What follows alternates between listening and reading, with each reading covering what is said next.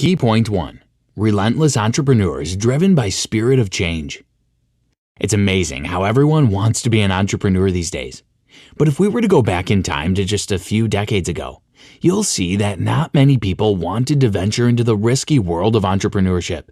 There was job security, and most people worked in one career all their active years, so there was no motivation to take the risk. Things have changed incredibly. Multiple economic depressions and a global recession have forced millions out of their stable jobs. As such, the desire for freedom and control over the future has made entrepreneurship something to be desired. Everyone and their grandma want to own a business these days.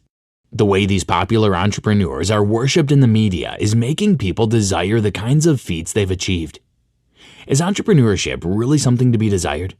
Absolutely. And of course, this summary will teach you how to become a successful one.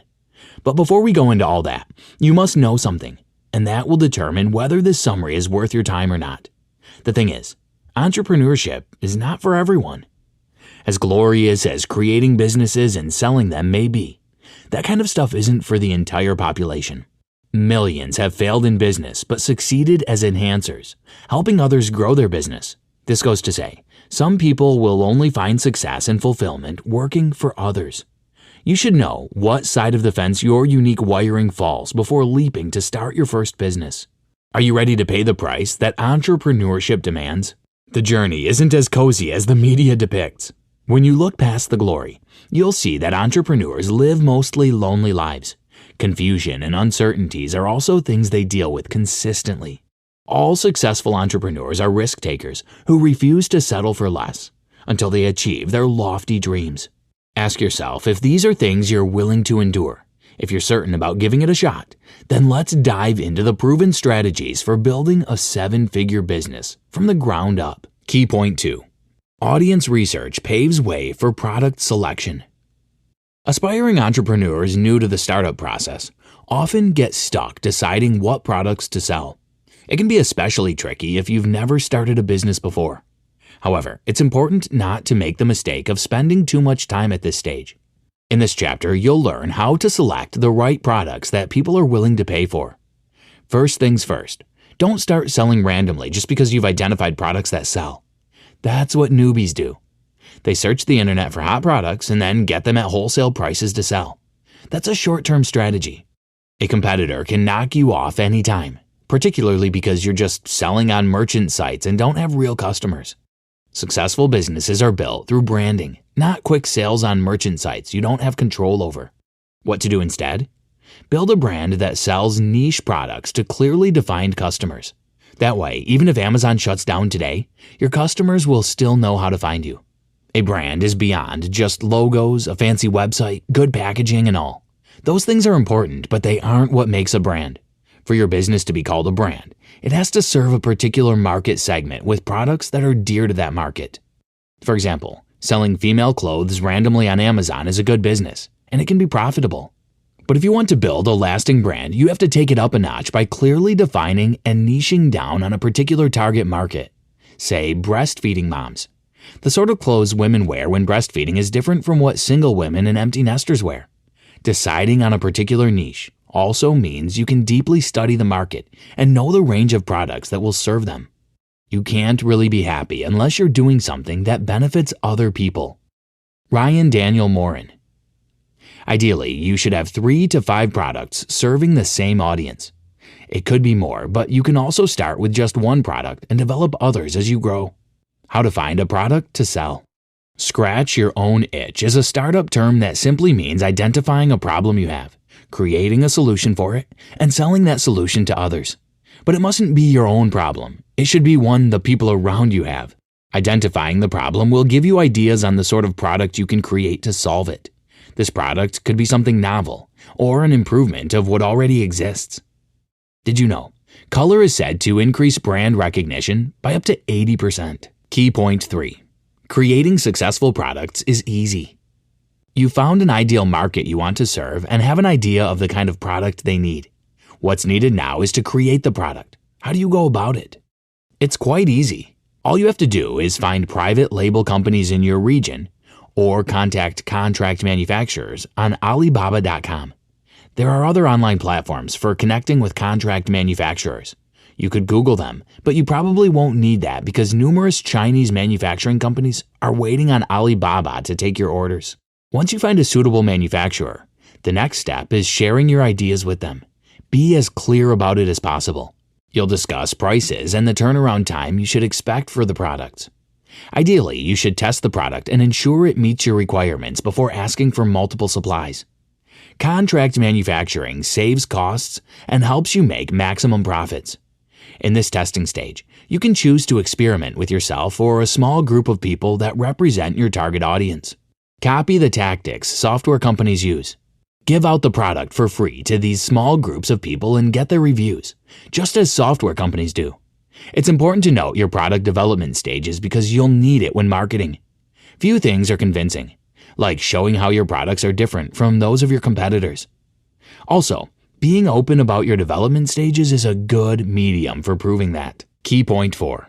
Social media provides powerful leverage for business growth. Do you know how media personality and businesswoman Kylie Jenner became the youngest billionaire in the world? By maximizing her media influence. When she launched Kylie Cosmetics, she already had a huge online and offline following. It was easy to convert those die-hard followers into paying customers. This sort of media power is what social media influencers and course creators also leverage to drive massive sales. Not everyone is a Kylie Jenner, but with or without media influence, an entrepreneur can use social media as a sales tool. Let's discuss how you can do this in your pre-launch phase, using a case study from one of Ryan Moran's businesses. It's hard to find things that won't sell online. Jeff Bezos. Ryan Moran and his partner wanted to sell yoga products. They ordered the products, but it was going to take 8 weeks before they got them. They thought of a way to create awareness before launch, and the idea for a Facebook page struck Moran. They created the page, called it I Love Yoga, and began creating content. Slowly, it started to gain traction. People were following and engaging with the page. Moran and Sean, his partner, used the page to talk about their products shortly before their shipment arrived, and they got a ton of pre-orders from that tactic. Use engaging content to attract a highly targeted and qualified audience to your online presence. Then, sell your product to them. This is an evergreen strategy. You may not use Facebook pages depending on the nature of your business, but find a social media platform that suits your product. Begin creating content your audience will love even before launching. Also, run social media ads and podcast ads if you have the budget. Some entrepreneurs have also found success from using niche influencers to market their products. All of these are things you can do without any massive followership. Heck, you can leverage social media even if you just opened accounts today. You just have to be strategic about it. Key point 5. Success in business requires making your product unique. Most entrepreneurs think that to be successful in business, you need to reinvent the wheel or change the face of your business entirely. But this isn't true. The key to your product becoming successful is making it different, even if it's just in one small way. If you keep reinventing or what you have is not unique, you'll not get the desired success. Avoid the trap of constantly innovating. Instead, provide what your customers are already seeking.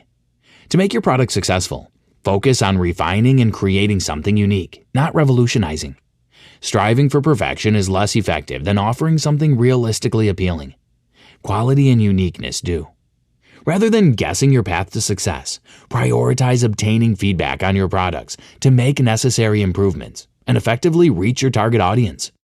Solve a specific issue with your product. Identify and connect with those facing this problem, and use their purchasing responses as valuable feedback.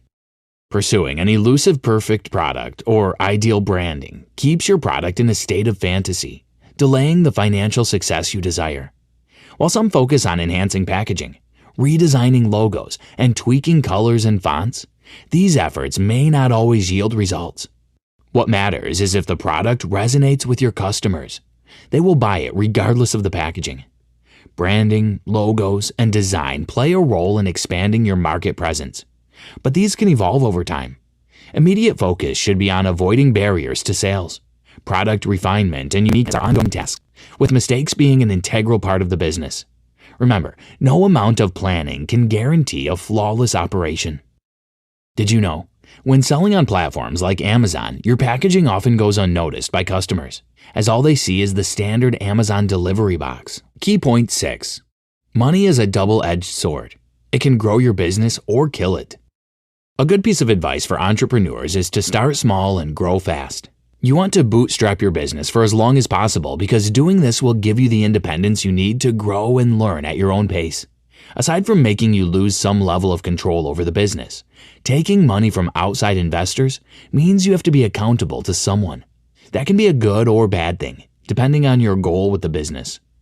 If you're after a lifestyle business that'll enable you to have the freedom you want, then jumping to get investors' money might not be a good option in your early days. However, if your business has grown to the stage where you need to expand but can't afford the capital, you should seek investors. It'll be easier at this stage because you have proof that you can multiply any amount given to you. Money is an amplifier, not a change agent. It doesn't turn bad ideas into good.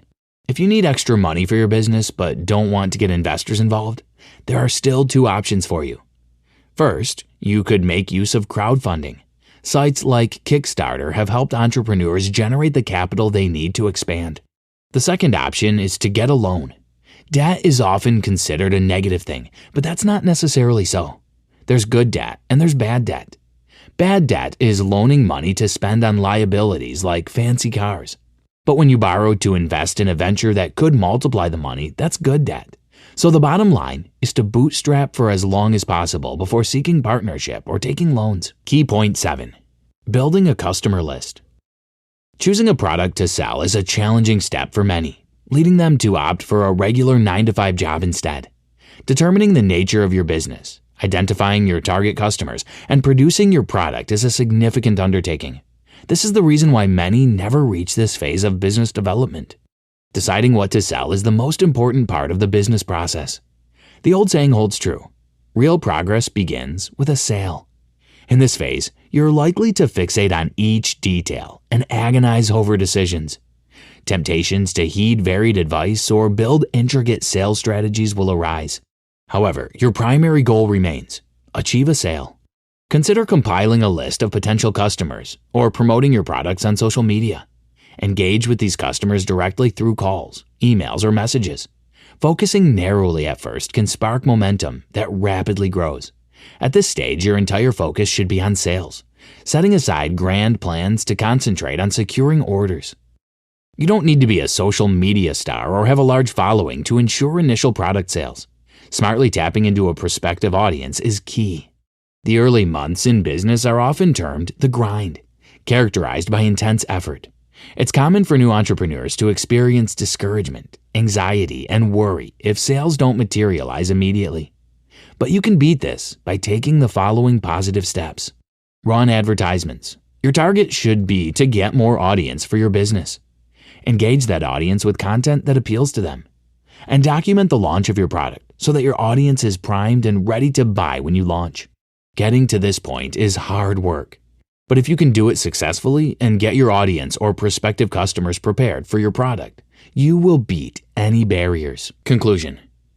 In this summary, we considered steps anyone can take to build a successful company from the ground up. The first thing we dealt with was the entrepreneurial mindset.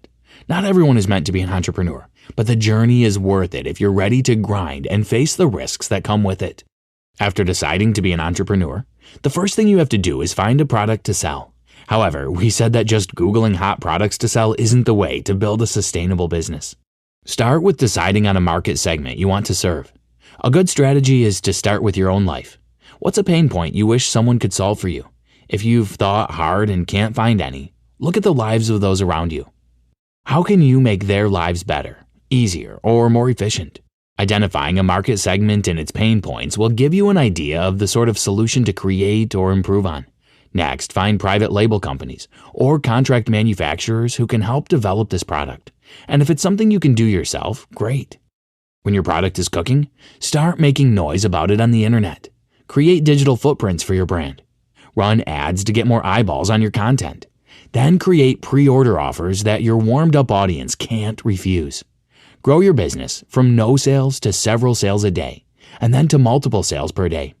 As the business grows, you may want to sell it off to bigger brands or keep it. If you decide to sell it, Don't make the rookie mistake of not thinking things through and researching enough to negotiate properly. Your business is yours, so you should be in control when negotiating. It's up to you to decide if you want to sell everything or just a stake in the business. Don't let anyone make that decision for you. Try this. After the summary, start searching for problems you could create products to solve. Once you've found something you think your audience will love, conduct research on Amazon and social media to see how profitable similar products are in the niche. Only build a business when the products are selling well.